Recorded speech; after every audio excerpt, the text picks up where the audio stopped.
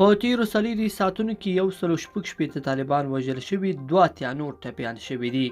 ملي دفاع وزارت وایي دفاعي او امنیتي ځواکونو سره متقابل بریدونه او نښتو کې 116 ترهګر طالبان وژل شوي دي، 82 نور بیا ټپیان شوي دي او همدارنګه 6 نور ژوندي نیول شوي دي. همداراز د دښمن یوه اندازه وسلې او مهمات هم له منځه وړل شوي دي. د دې په خوا کې 40 بېلابېل ډوله ماینونه چې طالبانو د هېواد په مختلفو سیمو کې ځای پر ځای کړي وو د ملي اردو ځواکونو لخوا کشف شوي دي او خنثی شوي دي.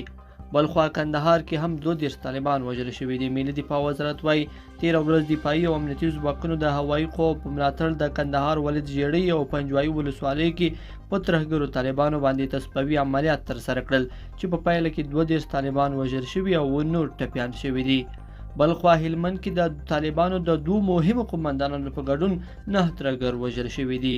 تېره ورځ افغان هوایی ځواکونو د هلمند ولایت ګریشک او نهري سراج ولسوالیو کې پر طالبانو برید ترسره کړ چې په پایله کې د طالبانو 2 مهم قومندانانو په ګډون 9 ترهګر ووژل شول او د نهري سراج ولسوالۍ لپاره د ترهګرو طالبانو استخباراتي مسؤل په ګډون 15 تنه نور ووژل شول.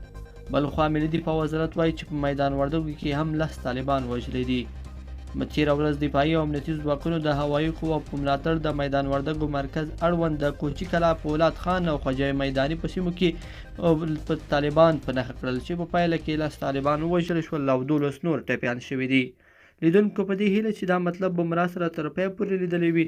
که مو دغه ویډیو خوښه شوې ویډیو لایک کړئ، د سره او چینل سبسکرایب کړئ. تر بیا ښه وخت.